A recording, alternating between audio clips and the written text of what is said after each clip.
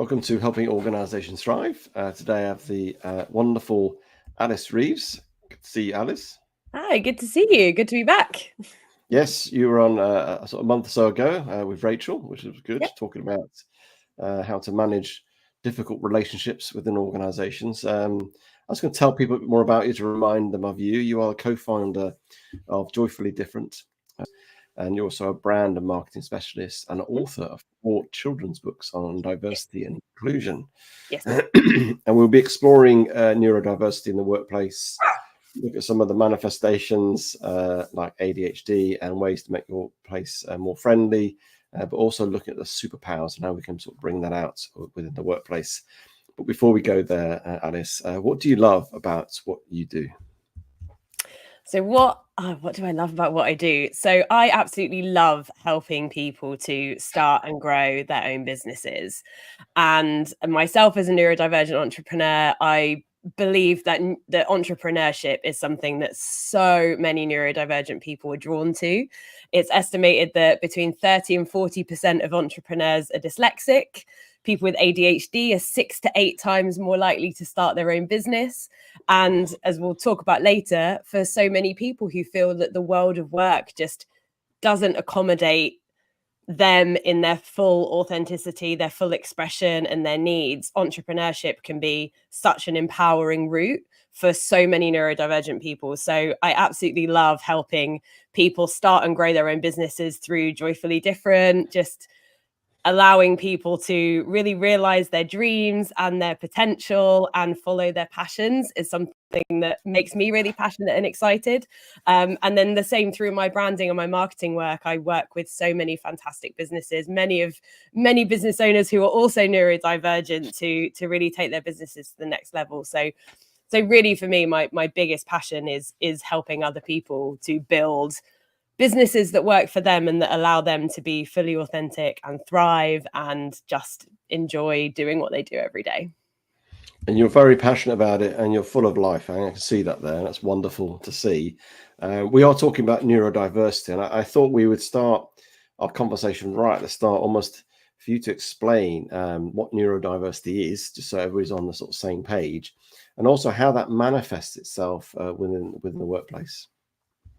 Yes. So neurodiversity essentially refers to the idea that every single person in the world experiences and interacts with the world around them in a different way. So in that sense, we are all neurodiverse. We all have neurodiversity because we all think, feel, engage with and perceive the world in our own unique way.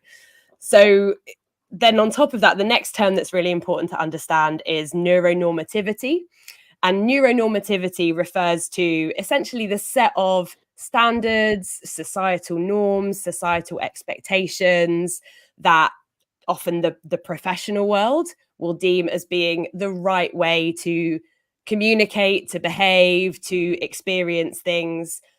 So, that essentially is what is held in society to be the norm is neuronormativity.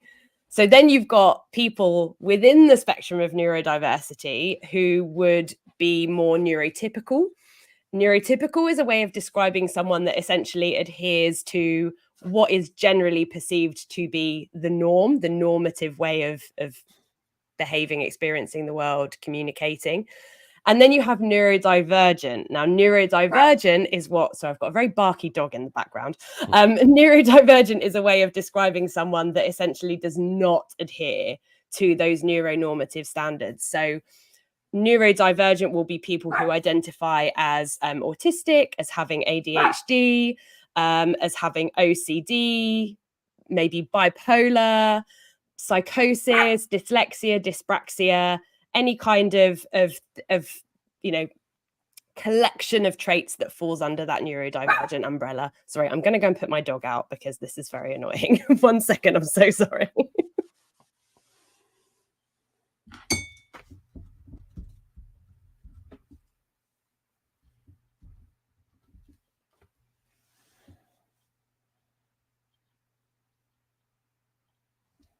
Perils of working from home on your own.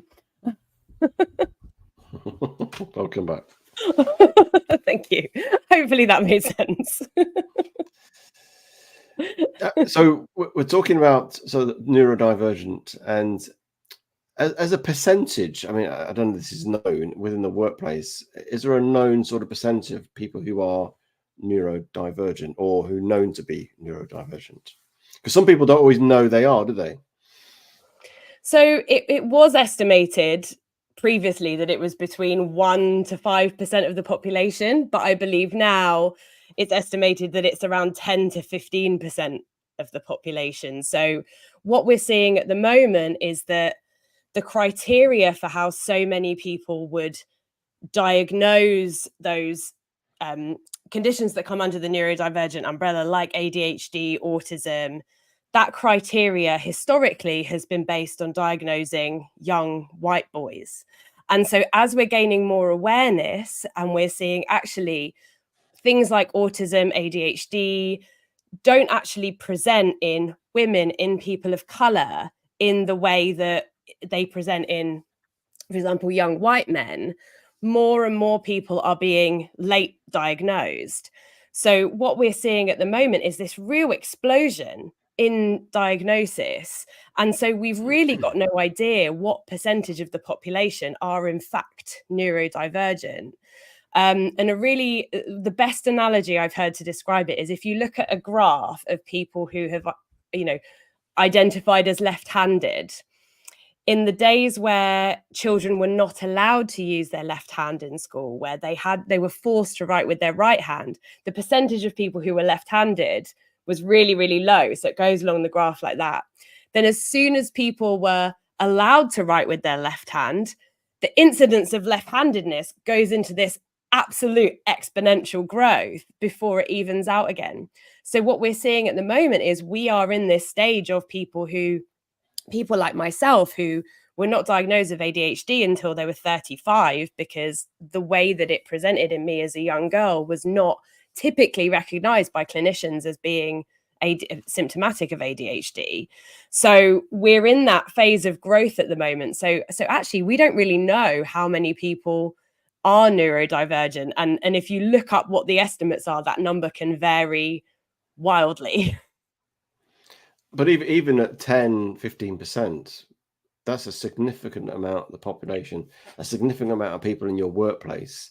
Yeah. You know, it's one and a half people in every 10 people could be neurodivergent. And that's, important to sit up and think about. We need to think about how we make sure that they're included and part of the organization that will help them and facilitate them.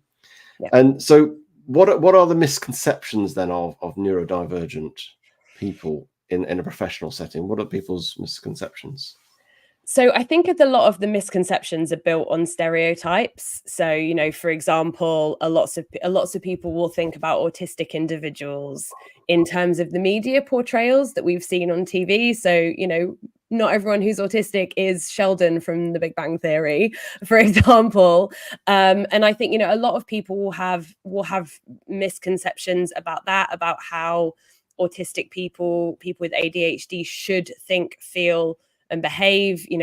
Common stereotype is that autistic people don't struggle with empathy, but anecdotally within the community, quite often that is not true.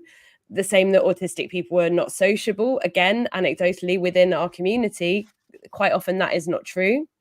In terms of ADHD, a lot of the stereotypes are around, they can't sit still, they fidget all the time, and they interrupt everyone and talk really, really fast and get really easily distracted. Well, in fact, for people like me, that hyperactivity often you won't see because it's internal, and it manifests as things like hyperanxiety and racing thoughts and general just like inattentiveness in terms of switching between tasks and getting distracted from one task to the other. So you wouldn't really see it from looking at someone. And so I think, it's a common phrase that you'll hear within the community is that, if you've met one neurodivergent person, if you've met one autistic person, if you've met one person with ADHD, then you've met one neurodivergent person, autistic person with ADHD. Because in fact, even though to label someone with, one of these neurodivergent labels, they would have to exhibit, if you're talking from a medical perspective, for someone to actually have a diagnosis, they would have to exhibit a collection of traits. Many of us will experience those traits to different levels of severity. So we have what's called a spiky profile, which means that some things we'll be really good at, some things we won't struggle with at all, some things we'll be really bad at, some things we will struggle with a lot. So in terms of misconceptions, I think the biggest danger that we have is making assumptions based on outdated ways of thinking that we've been told for many, many years about how various neurodivergent people will present themselves, coupled with really poor media representation that takes stereotypes and presents them as truth. Yeah, I think stereotypes are unhelpful on anything really, and we all use that, and it becomes a cognitive shortcut, and it's a way of labeling, and even just labeling people neurodivergent. I think sometimes can be unhelpful, because you put them into a box, and then you're restricting them, and you're potentially writing them off, but also labeling them probably in the wrong way, because we don't really know what that label means, because it's very, as you say, spiky. It could be aspects of this and that. So if the leader is listening to this right now, and within their team, not that we have to be experts on about neurodivergent people, but how can they, not supposed to identify, because that could be tricky, but how can they support neurodivergent employees who have perhaps not disclosed their condition, and perhaps like yourself didn't know till you were older that you were ADHD?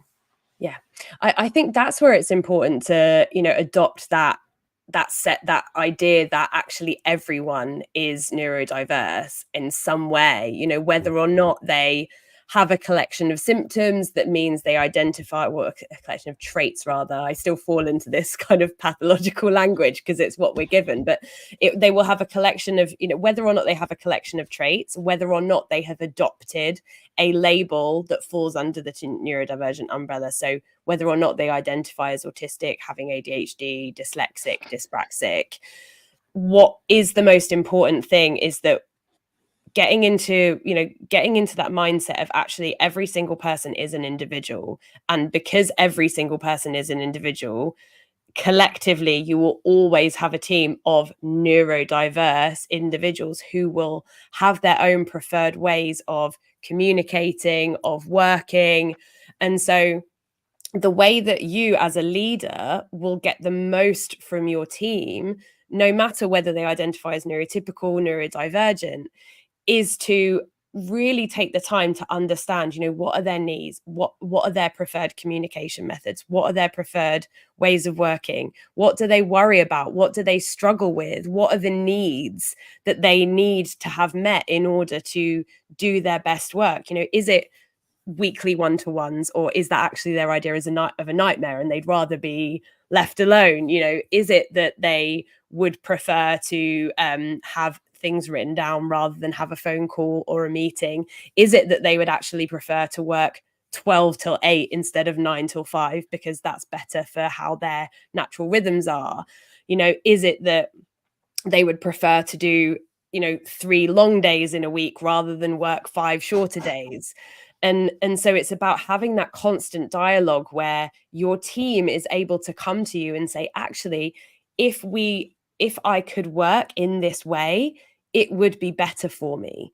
And listening and accommodating that, because most of the time what people are asking for is not really, is not something that is difficult to give, like flexible working, for example. Well, in 2020, suddenly everyone had to switch to a flexible working model, and pretty much everyone managed it. So I think the most important thing is just don't make assumptions about what people need, and create a space where people feel that they can come to you with their needs. And crucially, they will be listened to, and that you will do your best to accommodate those needs, whether they identify as neurodivergent or neurotypical. That's the most important thing. That's about creating a really truly inclusive and accessible work environment for everyone, is working with your team to make sure that everyone gets their needs met. Yeah, this is almost, rather than saying out, it's almost treating every way, as in trying the best out of the team.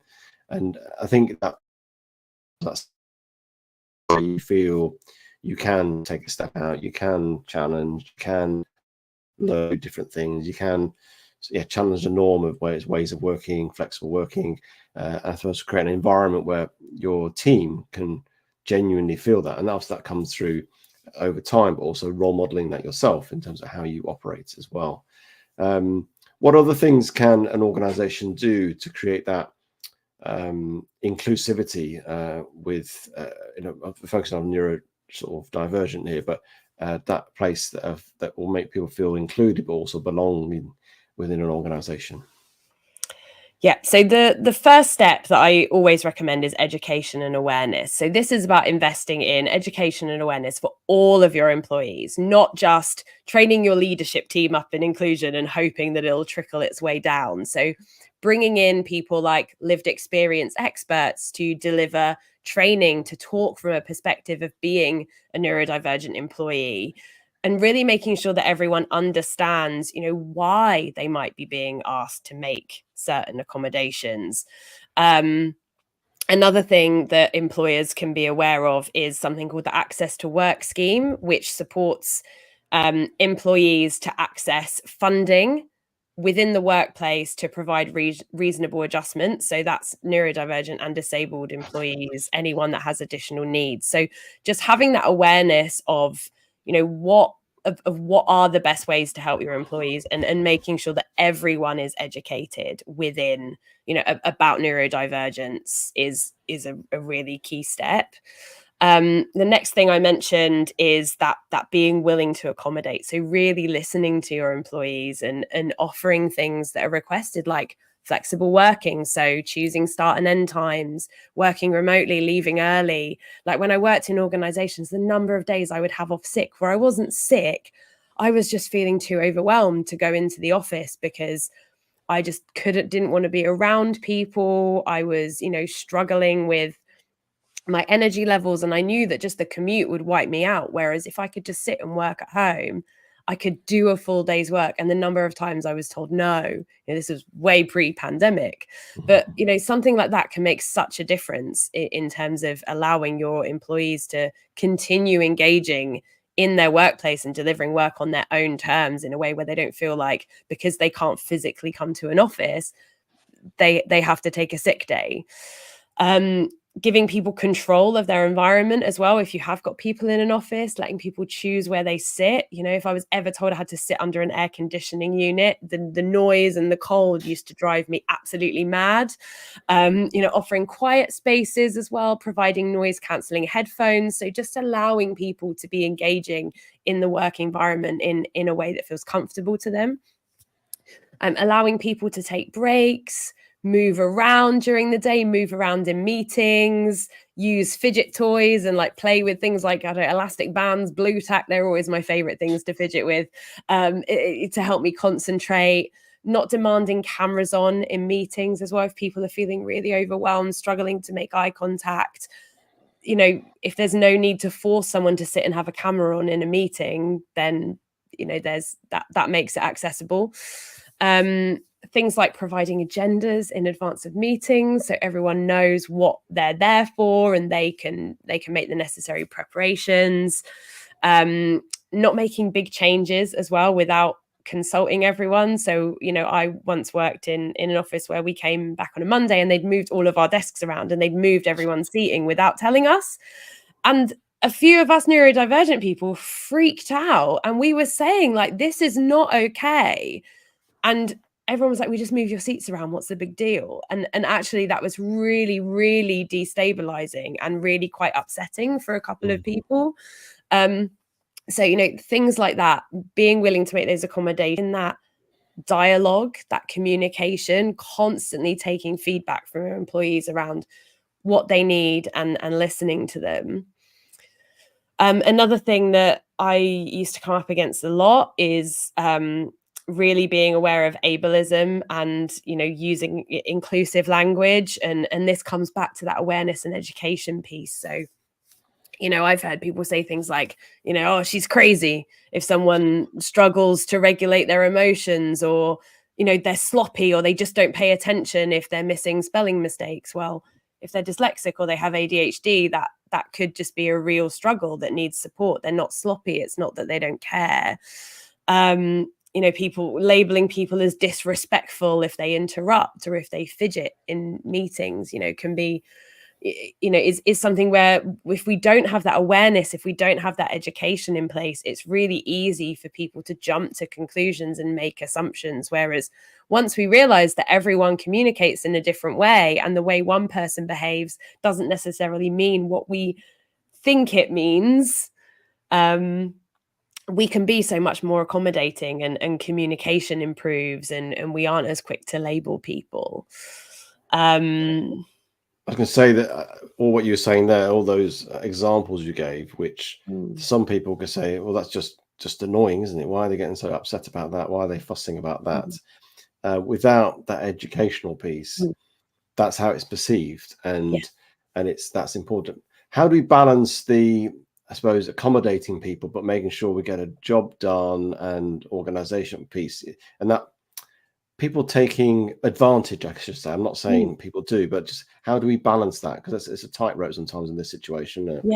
Yeah, and this is a really common question I get asked. And like, for example, using the example of flexible working, like what, and I would kind of say, what's more productive? Is it someone like me saying I can't come into the office today, and so forcing me to take the day off sick because remote working isn't allowed, or allowing me to stay in bed in a dark room and work in my pajamas and actually get a full day's work done?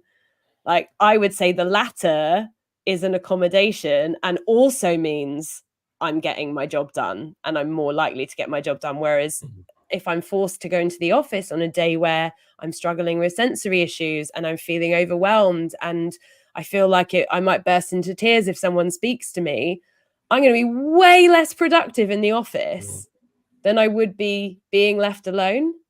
So, accommodations are about allowing people to work and do their job in a way that works for them. And I think unless you're a shop or a restaurant that has to be there on a premises within set working hours, what is the harm in letting people start work a couple of hours later and finish a couple of hours, start work a couple of hours later and finish a couple of hours later, as long as the job gets done.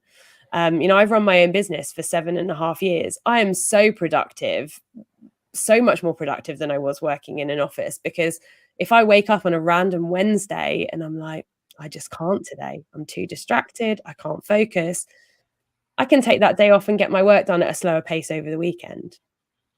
And the same amount of work still gets done.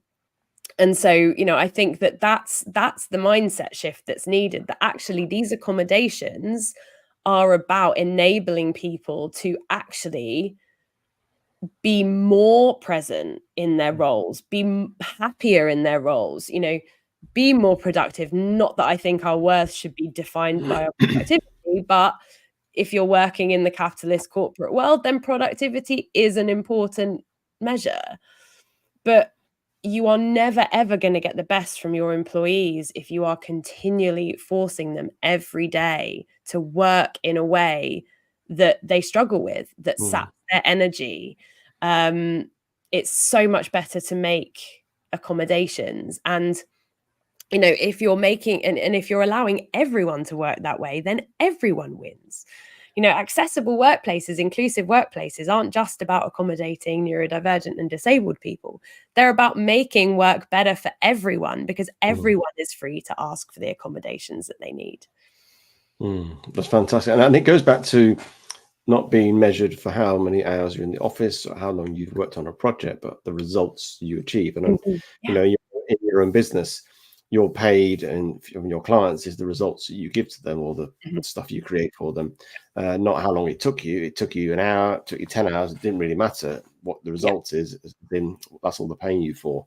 And I think we need to sort of shift that mindset to be far more driven by results in the context of productivity, rather than actual how long you've worked and whether you took a 2-hour break to have a walk down the, the sort of beach or something to sort of chill out a little bit, or you shifted your work time from later to late at night. Yeah. As long as you're getting done, as long as there's the element of you can be in touch, communication piece depends on your role, what you do. I think there's going to be sort of sensibility about that. But I agree with you, and I think, as you say, COVID shifted all that completely in one foul swoop. That we can actually work from home in a real positive way, make some real differences, and it goes down to that being open, being transparent as organisations, as leaders as well. What would be your advice to neurodivergent, whether it's leaders or not, who are listening to this right now? What would be your advice to them and how they manage in their workplaces and how they sort of navigate those sort of struggles that you've just mentioned? So this is for the people managing neurodivergent teams? No. This is the neurodivergent people themselves. Yeah.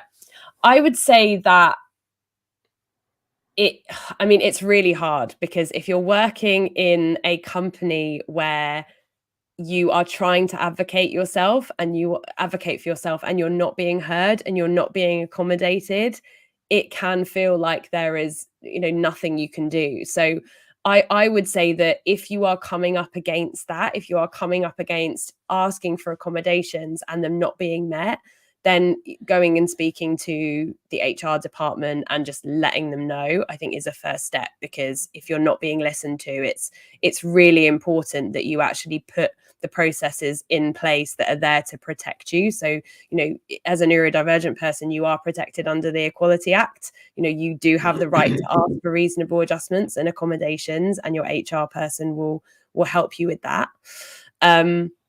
So I think that, that is the first step if you are advocating for yourself and your manager isn't listening. However, I would hope that there is so much more awareness now that actually going and communicating with your manager and just saying, look, this is what I'm struggling with.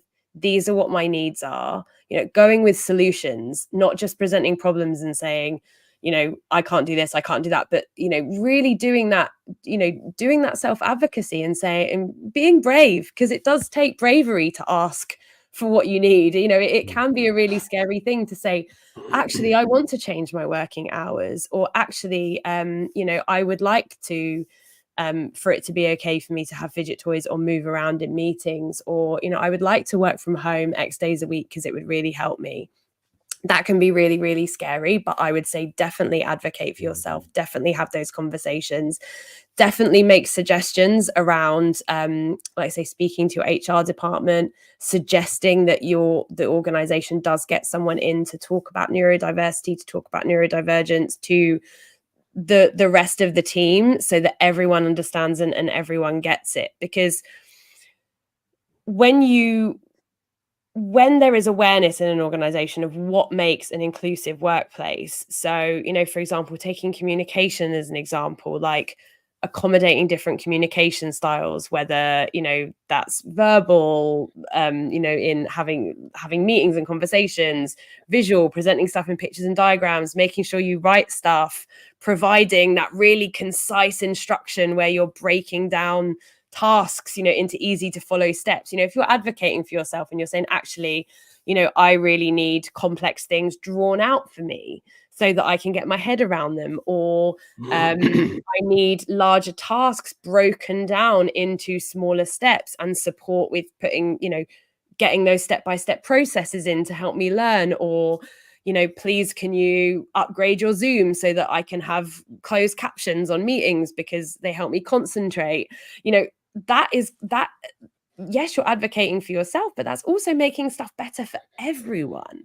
So I think, don't be afraid to advocate for yourself. It can feel really scary. And if there are routes that you can go, if you feel like you're not being heard, I think from my experience, so many organizations are wanting to understand more about this. I think it's a very different environment now, I would hope, in the workplace from when I was an employee, 7-8 years ago, when I didn't know that I was neurodivergent. I didn't know what my needs were.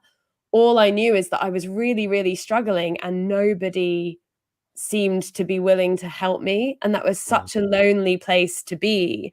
But now that there's this awareness, I think there's really no excuse, like as an employer, to educate yourself around this stuff. There's so much information out there. So that when your team members come to you, they are feeling heard, they are feeling like they're safe to state their needs, and they are feeling like you are committed to taking those actions to accommodate them and to make their working life easier. Yeah, I think you're right. There's far more education, far more awareness. The fact that we're talking about it right now, people will be listening to this, and I hope in the last half an hour they've learned more than they knew before, or it reminded them of the understanding of that situation as well. So, head of this sort of episode was about tapping the potential of neurodivergent. So when we create that inclusive environment and we start to tap into that potential, and I don't always like to use the word superpowers, but what can we expect from people who are neurodivergent? What are some examples that you've observed yourself that if you create the right environment for them, you'll get so much from them? Yeah, and I think that there's some stats flying around that I've seen recently that like people, autistic people are 130 times more productive, and random stuff like that. And it's all of that is meaningless. The whole superpower narrative, I think, can be so damaging, because if you're not making these accommodations, then none of your neurodivergent employees are going to be able to, show you really what they can do and really reach the limits of their potential, because they're coming up against constant barriers. So, again, it's a generalization, so I can only speak from my experience. But when I am supported, when I am able to engage with work on my own terms, when I'm looking after myself, like I can solve problems so quickly, so much faster than many other people, because my ADHD brain just works so quickly. It's like when it's switched on, I'm 10 steps ahead of everyone. I'm super creative. I can think outside the box and I can hyper focus on something. As a marketer, I'm just like, give me a day, to market this business in this new sector. Give me a day, I can be an expert on it. Because once I'm interested in something, I go into research mode. I can absorb information and new concepts so quickly.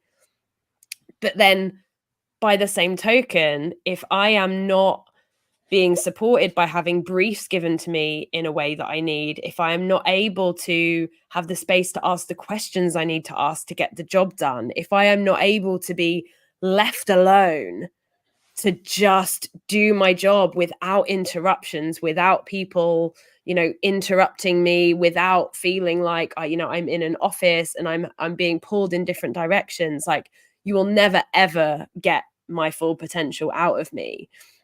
And so that's why for me, I went to entrepreneurship, because like I control when I have meetings, when I have calls, when I do my focus work, when I do my admin work.